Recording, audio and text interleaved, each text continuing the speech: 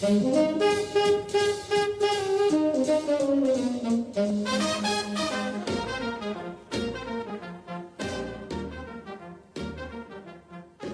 podcast is an invitation to feel and experience the souls of famous old Hollywood homes and to have an in-depth journey to the areas where they're located through interviews with longtime residents. Either you're a fan of old Hollywood in Los Angeles, planning to have a vacation, or, an even bigger step, considering a certain area for your future home.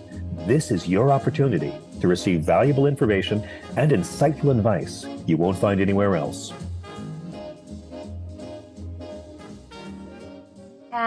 Hello, and welcome to my podcast.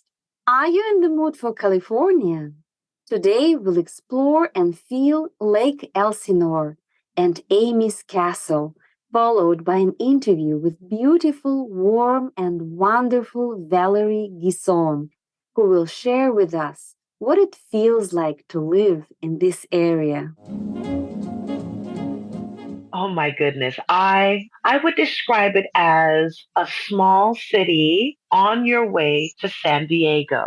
So not a lot of people know where Lake Elsinore is. It's right off of the 15 freeway. And it was so remote. And I've lived here for 25 years.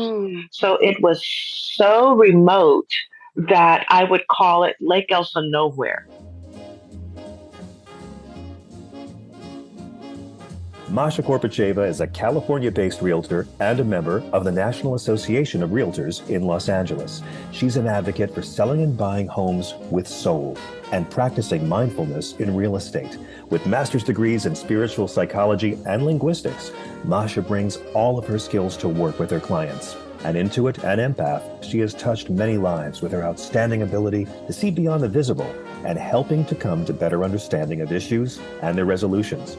An adventurous world traveler, from climbing Mount Kilimanjaro in Tanzania to exploring the Galapagos Islands, Masha has a particular passion for the City of Angels. Having landed in this paradise and adopted it as her home, she's been sharing old Hollywood stories since 2007.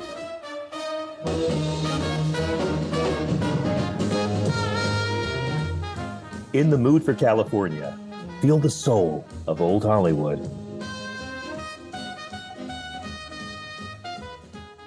And now, are you ready to feel the soul of Lake Elsinore?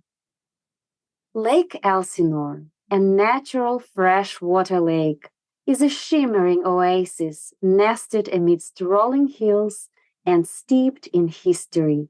Spanish explorers were the first Europeans to discover the lake in the late 1700s and named it Laguna Grande. Legend has it that the lake was formed by the tears of a great chief who lost his beloved princess. The lake was a popular spot for Native American tribes who saw it as a sacred place.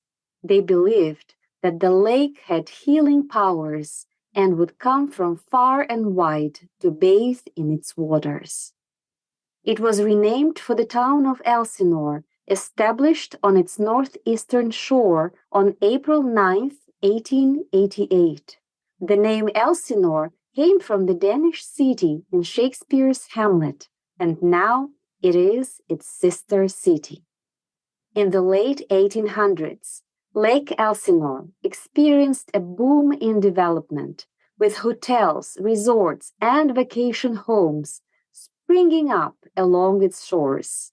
Due to its beauty and potential for relaxation and rejuvenation, the lake became a popular destination in the 1920s for celebrities to escape the urban Hollywood scene, attracting renowned vacationers such as Rudolph Valentino and Bela Lugosi. Cleveland Realty Corporation bought much of the land on steep hills rising above the lake's northeastern shore, dubbed Country Club Heights, and started the development for rich top estates.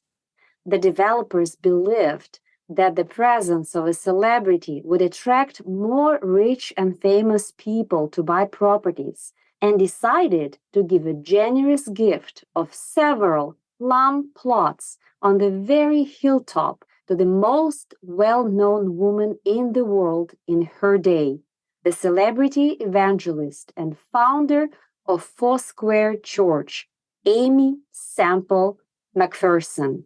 And it was gratefully accepted. Aimee, who recently returned from her trip to the Holy Land and was very inspired by the Moorish architecture, in October 1928, commissioned architect Edwin Dickman to design a palatial home, which has since become known as Aimee's Castle. Truly born of Hollywood, this 5,000 square foot Moorish revival with elements of Art Deco estate, elaborately adorned with religious minarets, domes, hand-painted murals, and blue tiling, was a part-time private retreat for Sister Aimee from 1929 till 1939. It was a place where she could relax with her family, away from the prying eyes of reporters, and take a much-needed break from preaching at her mega-church, Angelus Temple, in Echo Park, which would sometimes have as many as 10,000 attendees. Aimee's Castle is a journey in and of itself. Starting on the road into Lake Elsinore, it appears like a mirage, as your eyes catch a glimpse of flashes of white walls, blue-tiled domes, and golden spires. It's beckoning you to rise up to the top of the mountain, and you know deep in your heart that your pilgrimage is just beginning. From the garage, Aimee would mount steep steps to go through an ascending tunnel, which was inspired by the Via Dolorosa, the path of Christ's journey through ancient Jerusalem. And as Karen Kusama once said, there is no glory in climbing a mountain if all you want to do is to get to the top. It's experiencing the climb itself in all its moments of revelation, heartbreak, and fatigue. That has to be the goal. Continuing to go up through this architecturally eclectic residence, with beautiful and at the same time somewhat modest living quarters, comprised of a living room, domed dining room, atrium, kitchen with a breakfast nook, 5 bedrooms, and 6 baths. You will be thrust into breathtaking vistas of the lake and mountains once you reach the terrace and pool area, a perfect spot to marvel at the magnificence of nature surrounding you before you proceed to the very top. The apple of the eye of the castle is a private space with only a kneeling chair and the sky, just for Sister Aimee and her faith alone. It was here that the legendary radio evangelist prayed and prepared for her grandiose spiritual work in Los Angeles. It feels that this is the very heart of the castle, and the entire edifice was built to create this holy space at its highest point. This home between heaven and earth is such a good reminder that when you reach the top of the mountain, keep on climbing. As you stand by the edge of the lake, taking in the stunning view, it's easy to see why it has captured the hearts of so many. The sun reflects off the water, creating a dazzling display of colors, and the gentle breeze carries the sweet scent of wildflowers. As you breathe in the fresh air and take in the natural beauty that surrounds you, it's impossible not to feel a sense of peace and tranquility. So why not come and experience the magic of Lake Elsinore for yourself? It's sure to be a spiritual adventure that you'll always remember. And here we are. Welcome to Lake Elsinore. I am so happy to have Valerie Geason here with me. It all started with jazz music for Valerie. She began singing at the age of 19. Valerie sang in front of her first audience, trying to win scholarship money for college. From that point on, she was bitten by the performance bug. Being introduced to jazz first, Valerie developed her talent by listening to such artists as Sarah Vaughn, Dinah Washington, Nancy Wilson, and Nina Simone. Valerie has performed in various arenas with a wide array of artists, such as Los Angeles Lakers and San Antonio Spurs, performing the National Anthem, opening for jazz greats Dizzy Gillespie and Mel Torme, and comedian Red Foxx in Las Vegas. Valerie also traveled internationally with Ray Charles as one of his Raelettes. Valerie's career has been extensive and fulfilling. Musical theater credits include Ain't Misbehavin', Chicago, and Newsies, just to name a few. This native Texas girl has come a long way since moving to California after completing her college education in San Antonio, Texas. Connect with Valerie through the following links: www.mzvalsings.com. You can find her on Facebook at mzvalsings, on Instagram at mzval.sings, on YouTube, Valerie MZVal, and on TikTok, Valerie MZVal. Valerie will share with us what it feels like to live in Lake Elsinore. And I'm lost in a spin, loving you, loving you.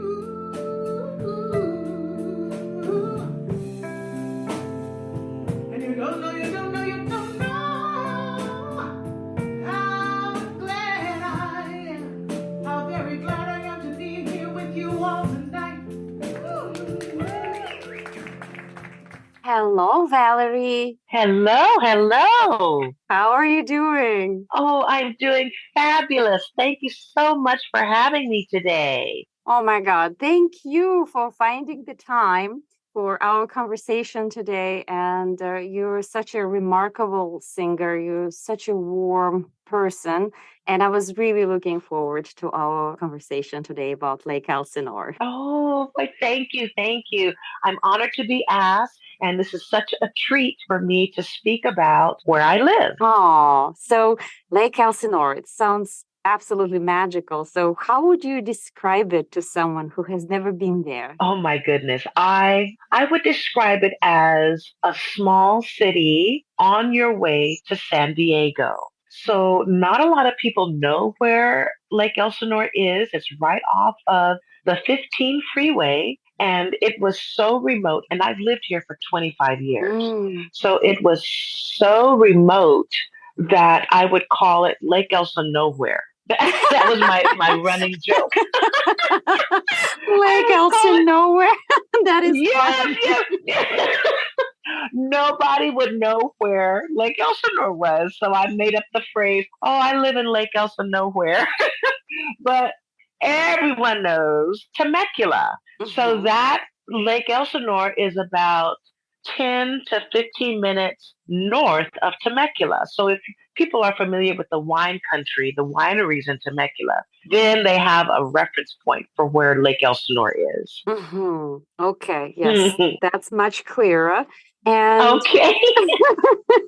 So what about the feelings that this area exude? Oh my goodness, Masha. The feeling is, well, let me start how I arrived in Lake Elsinore because it has a special meaning for me. My family bought property here in the 60s and 70s, and they bought the property here because they loved fishing.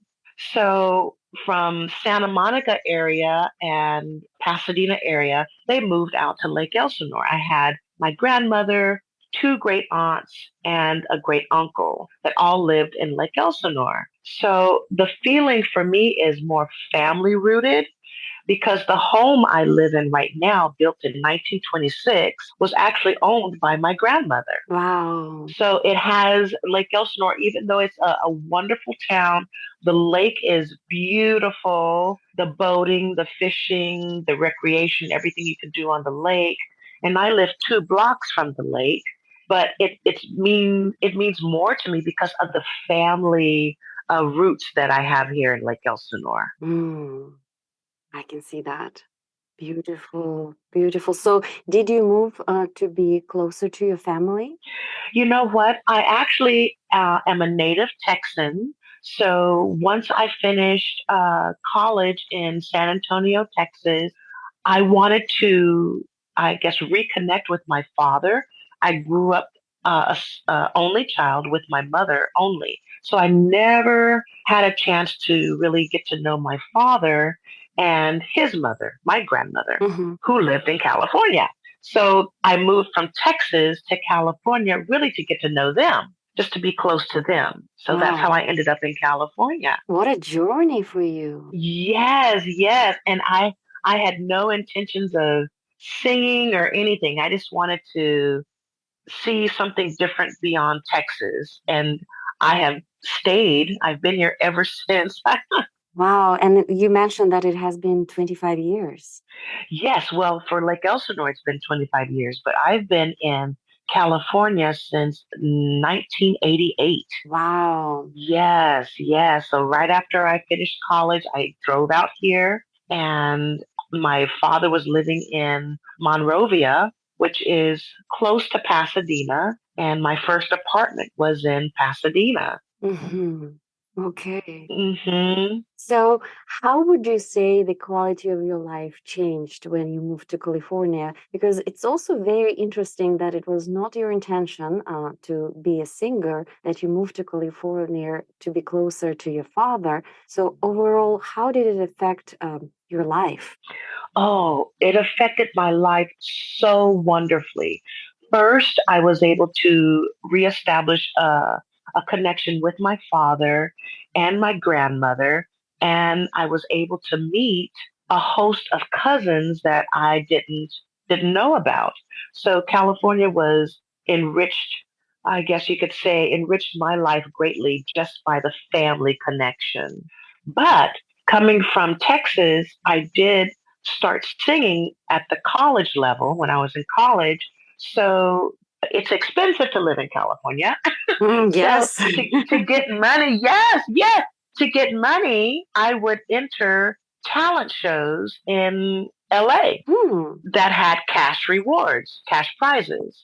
So that's how I kind of flowed in that area as far as entertainment, because when you're performing, you meet people and it snowballs and goes and goes and goes.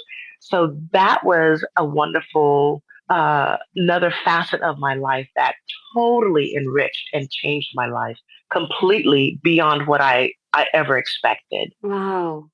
And you were just singing as an amateur at college in Texas. So you never thought of pursuing a career in singing. So you just enjoyed doing No, that. I just enjoyed doing it. I actually auditioned for a jazz singer scholarship at my college, and that's how I started singing. I was only singing in the mirror at home all through middle school and high school. So just to sing in front of people was completely new for me. And with live musicians, I would have never thought, but I needed scholarship money because I wanted to help my mother pay for college. Huh. And I assume you received that scholarship. I did. I did. And Marsha, from that time on, I just was bitten by the performance bug. I just kept going and going and just loved doing all different sorts of things from musical theater to runway modeling. I started doing that because that's something I did as a young kid because I'm so tall. I'm 5'10". So I would Hmm. do runway shows um, growing up, and then college, I said, "Oh, let me do some runway modeling for Macy's, Saks Fifth Avenue." That's when they had a lot of runway shows, and that was wonderful. But it was all about I need to help my mom pay for college. I need to help my mom pay for college. Wow. Wow. Again, what an honorable cause for you. Why you decided to, get a scholarship. That's beautiful. Hmm. And then Hmm. being in California, I was like, okay, I need to survive in this state. It's expensive. I was like, oh, what can I do? Like, oh, I love singing. So I'll just Hmm. go and participate in different singing competitions. Exactly. That's Okay. exactly what I did. Wow. So there is a very special page in your history of singing. So, and I feel as if we have just approached it on all of those different competitions and helping to support yourself in California. At some point, you met with a very special musician. Yes, yes. I tell you, just singing around town, and like I said, you meet different people, the connections. The first person I met was actually Red Fox's manager.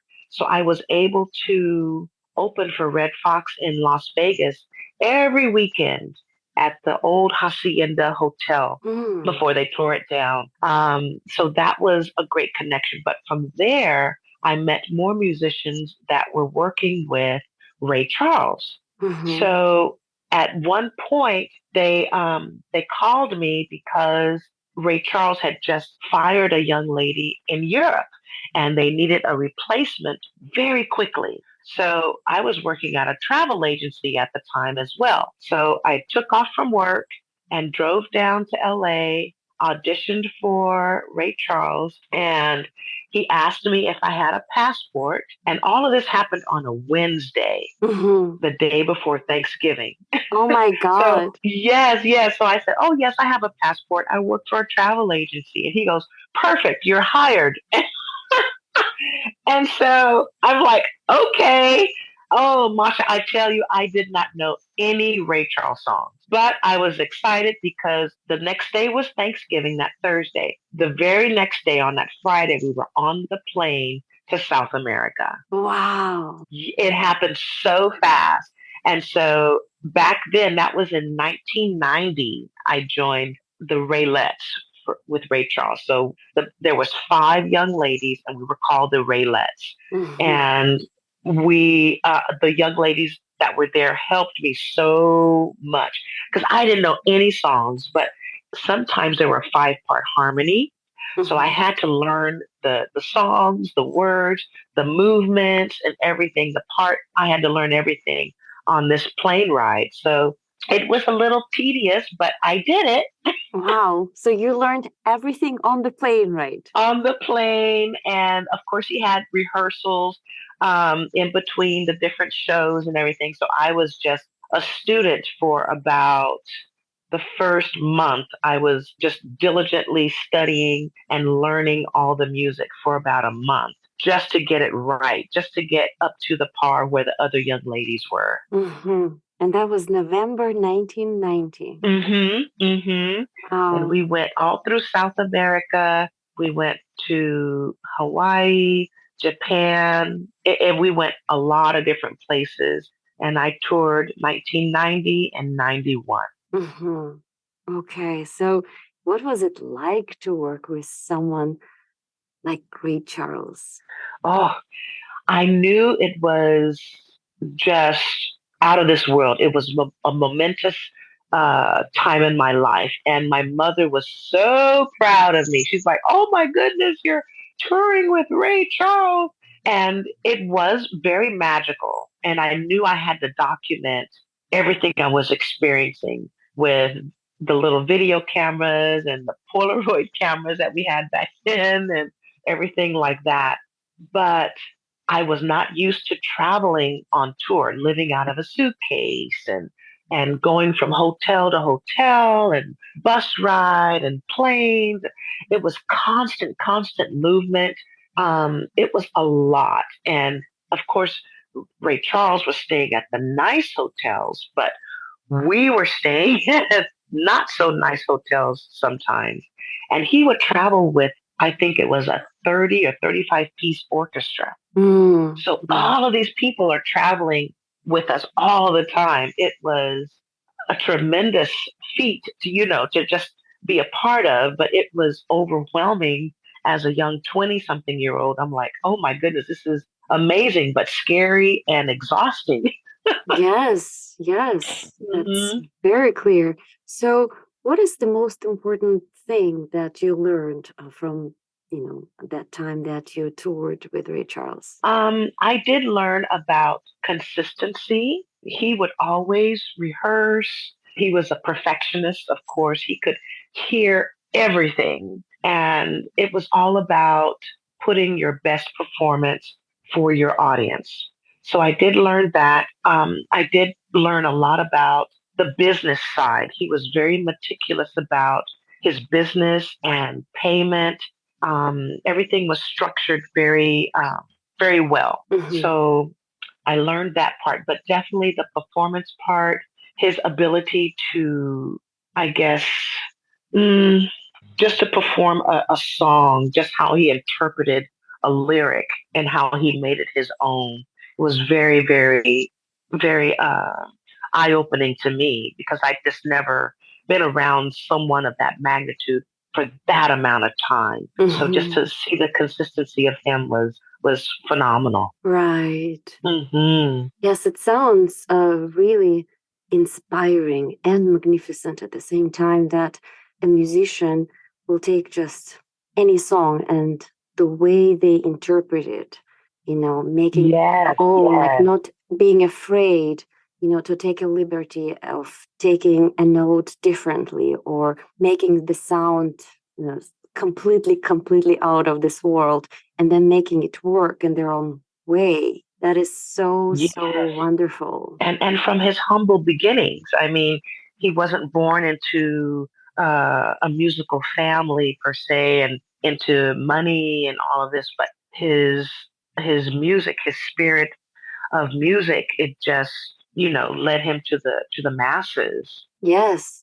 And the way hmm I feel him through your words is that he really had the courage to show who he was, Yes, because we're all yes. He trying didn't to let the.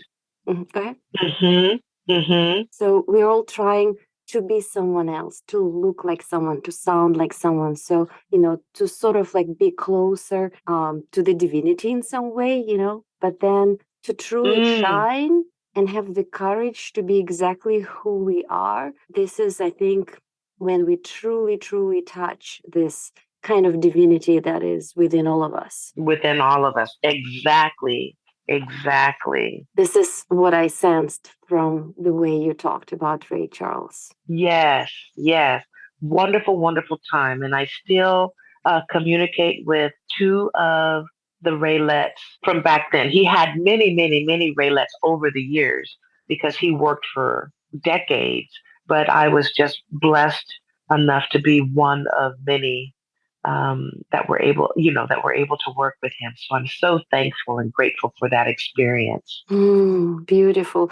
And I'm sure it also gave you the courage to shine in your own right because, seeing you in performance, how warm you are, how relaxed you are, how you make everyone just at ease and just enjoy the Oh, warmth that you exude as a performer, how you just speak and this is your performance at the same time. And all of a sudden you oh, go into singing and you were so relaxed and it's just really, really wonderful. It's a wonderful feeling to see you in performance. oh. I'm just so glad that you were there in attendance and enjoyed yourself. And I just love music. It kind of just takes you to another platform. And I just love to share the happiness and the joy that it brings me. So I'm just thrilled to pieces just to be able to perform and with wonderful musicians on my side. I just have the best time. Yes, yes. So I saw you at this wonderful venue, Baco's Kitchen in Pasadena. And I like the way they respect the performers, and that you have dinner at first, and then there is a break, between the food, and then you just sit and listen to the performance. And I really like this approach to people who are there singing and playing for you, and just you can fully focus on the performance itself. It is very respectful. The musicians value that as well, because it does become a battle sometimes. You're battling. It is a restaurant first, so you're battling against someone's attention, their food, listening to clinkety clankety clunk clunk clunk and all of that. So working at Bacchus, it does set the pace for this is how it should be. Yes. You enjoy your meal, but then you can enjoy the entertainment, and then it's a very nice structure. I love it.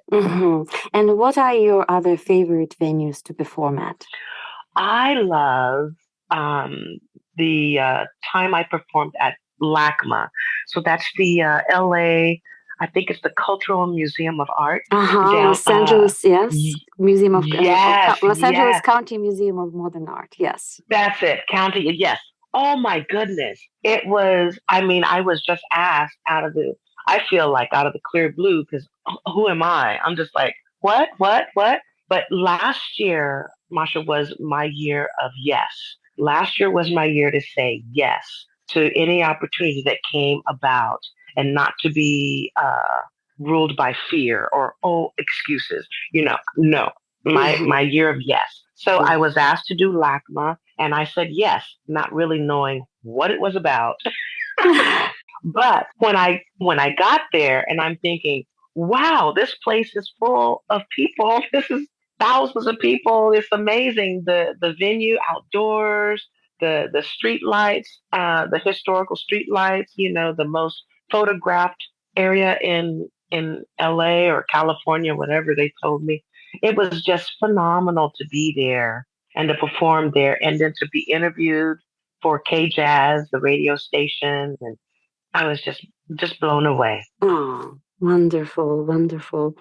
Well, Valerie, I have a few blitz questions to you about Lake Elsinore.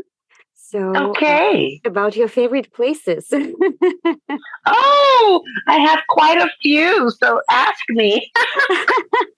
So tell me, what is your favorite store in Lake Elsinore? Oh my goodness, my favorite store. You know what? There's so much rich history here in Lake Elsinore that on Main Street, there are wonderful thrift shops that you could find so many treasures, and modern places and wonderful restaurants. So Main Street has to be my go-to spot for Lake Elsinore, and the thrift shops are my favorite stores. Okay, great. Do you like to drink coffee? I do. And do you have a favorite coffee place in Lake Elsinore? Oh, I do. I work at a high school. I'm a high school counselor, and every morning on my way to work, I pass by. It's called Java Hut. It's a family-owned business, and they're right next door to my high school. So that is a wonderful place. They serve all sorts of wonderful, wonderful coffee blends and snacks and breakfast items. And of course, all the teachers, everyone going towards the Ortega Highway, if they work over the Ortega Highway to like Laguna Niguel or something like that. Everyone stops at Java Hut. So that's my favorite coffee place. Very nice. It sounds nice too. Yes. What about your favorite restaurant? Favorite restaurant? Let me think. Okay, so now I have 3. There is a family-owned fish house, AJ's, that I know the family, and it's a wonderful fish house. You can order the fish; they'll fry it up for you or cook it. Also, there is Jack's Barbecue, and they're right on the lake, and they have wonderful food. And every Sunday they have a fantastic open mic where musicians from all over the world will come. you'd be stunned at the professionalism of the musicians that come through on Sunday evenings. Wow. So, I mean, Diana Ross's bass player plays, and I mean, it's just off the charts. So that Jack's Barbecue, and oh, Felix on Main Street is a wonderful place too. So that's three restaurants. I couldn't pick just one, so I gave you three. Those are great. AJ's, Jack's Barbecue, and Felix on Main Street. Uh-huh. Uh-huh. Okay, great. And my last question to you. Where can you see the best sunset in Lake Elsinore? The best sunset. I say anywhere on the lake and you're facing west. That is a beautiful, beautiful view of the sunset. You get the reflection on the water. It is just beautiful. Valerie, I'm very tempted to jump into the car and drive to Lake Elsinore right now. Come on down. Come on. We'd love to have you. It is a growing city. We haven't grown as fast as Temecula, Murrieta, Menifee. Those are the bigger towns, but we are a city with a big heart, and we'd love to have you. Oh, I feel it very strongly that, Lake Elsinore is a city with a big heart, and you are an amazing addition to the city. And I think you make this heart, also singing with a beautiful voice, beautiful songs. And I really appreciate our conversation today and you sharing all the stories that you did. It was so warm and it was so friendly. And I'm looking forward to new performances with you. Oh, thank you. Thank you. We will stay in contact. We'll stay in touch with each other. Thank you so much, Valerie. I'll see you soon. Okay. All right. Bye. Bye-bye.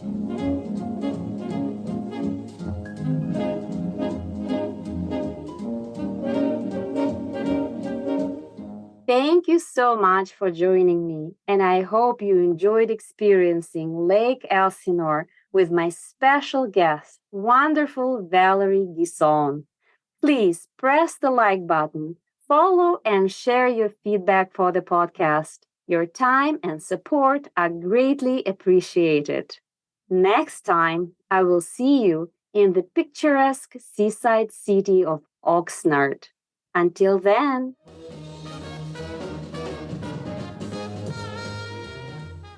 In the mood for California, feel the soul of Old Hollywood